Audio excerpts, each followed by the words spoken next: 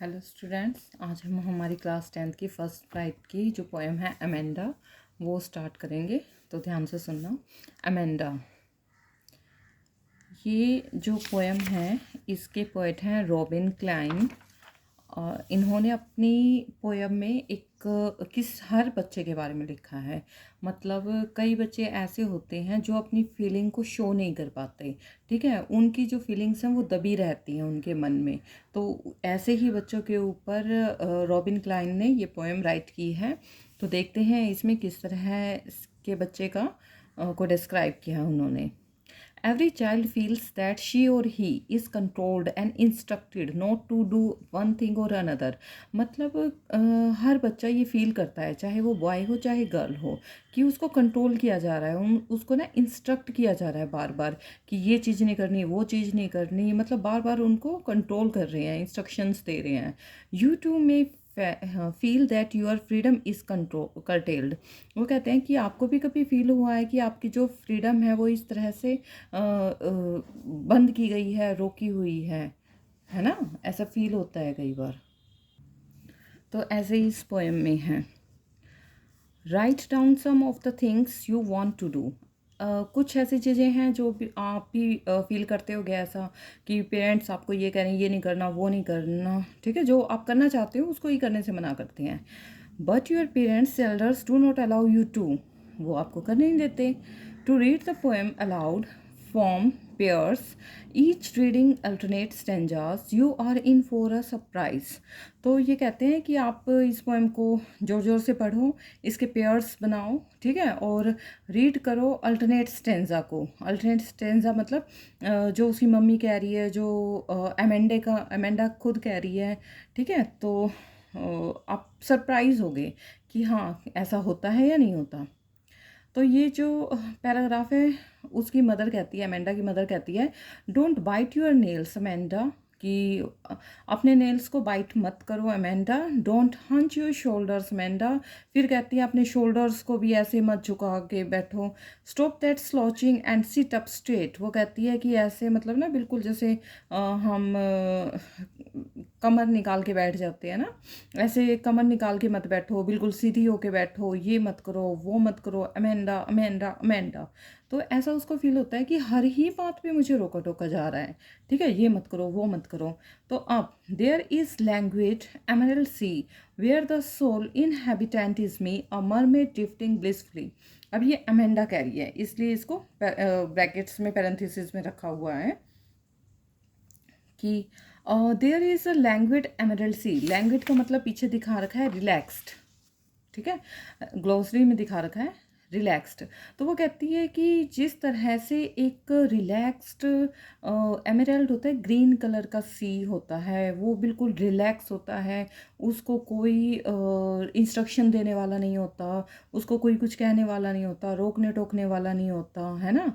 तो वो कहते हैं कि वो ना बिल्कुल फ्री होता है, उसके पास अपनी फ्रीडम होती है। वो जहाँ छोटी वेव करे बड़ी वेव करे, इधर जाए उधर जाए, वो अपने अकॉर्डिंग चलता है, वो किसी दूसरे के इंस्ट्रक्शन पे नहीं चलता।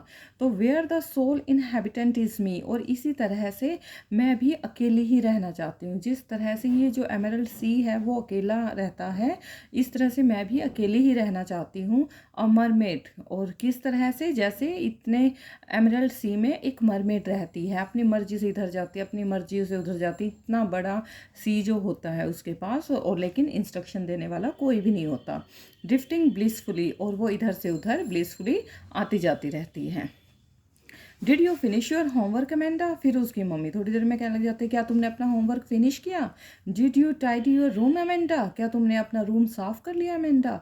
आई thought I told you to clean your shoes, अच्छा मैंने सोचा तुमने तो अपने शूज़ भी क्लीन कर लिए होंगे जैसा कि मैंने तुम्हें बताया था अमेंडा, ठीक है। तो अमेंडा ये अमेंडा वो अमेंडा ये, सारा दिन अमेंडा अमेंडा लगा रहता है कि तुमने ये किया वो किया, ये नहीं, ये क्यों कर रही हो, ऐसे क्यों कर रही हो। ठीक है। फिर अमेंडा सोचती है, I am an orphan roaming the street, I pattern soft dust with my hushed bare feet, the silence is golden the freedom is sweet. वो कहती है काश मैं एरफन ऑर्फन होती, अनाथ होती, और मैं गलियों में इधर उधर घूमती रहती, मुझे भी कोई इंस्ट्रक्शन देने वाला नहीं होता। मैं इस सॉफ्ट डस्ट पे जो सी के पास डस्ट होती है वहाँ से, या फिर गलियों में जो डस्ट होती है वहाँ पे पैटर्न बनाती रहती, किससे? अपने गंदे से नंगे पैरों से मैं हर जगह पैटर्न बनाती, जहाँ मेरा मन करता वहाँ घूमती। द साइलेंस इज़ गोल्डन, और ये जो साइलेंस है वो गोल्डन है, मतलब साइलेंस बहुत ज़्यादा अनमोल है, उसका कोई प्राइस नहीं होता। द फ्रीडम इज़ स्वीट, और फ्रीडम जो है वो स्वीट होती है। जितनी खुशी हमें फ्रीडम पाकर मिलती है उतनी खुशी हमें किसी चीज़ में भी नहीं मिलती।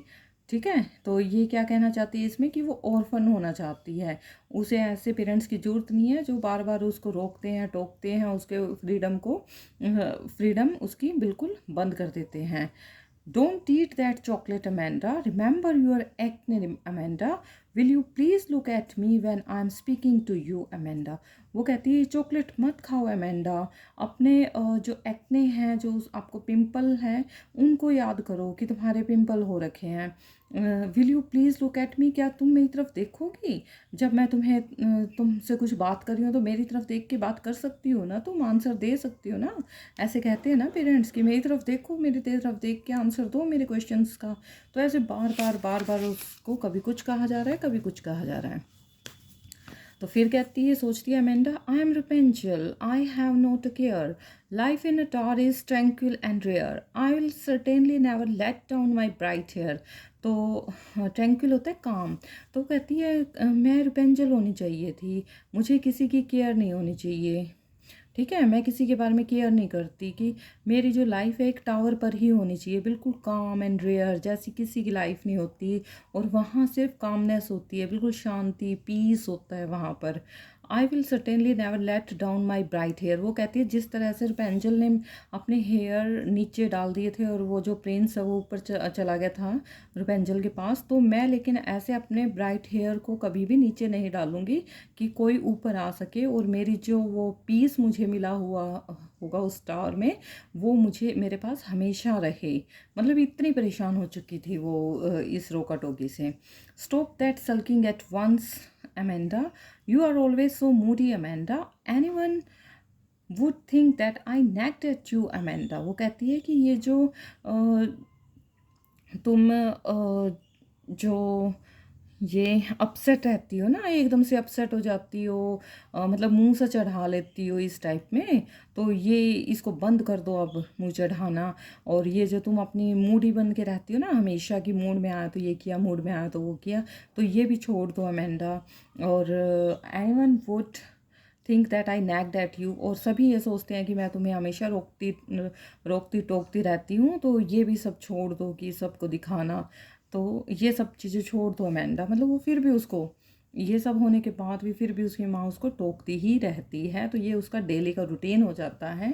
तो वो कहती है कि मैं इस रोका टोकी से, इस डिस्टर्बेंस से मैं बिल्कुल परेशान हो चुकी हूँ, मुझे कामनेस चाहिए, मुझे पीस चाहिए, मुझे फ्रीडम चाहिए, मैं ऐसे नहीं जी सकती।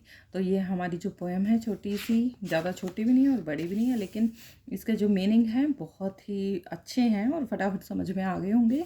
तो ये ध्यान से आप सुन लेना, और एक बार अपनी बुक में से अकेले बैठ के भी रिवाइज कर लेना। Thank you, please like share and subscribe my channel. Thank you all.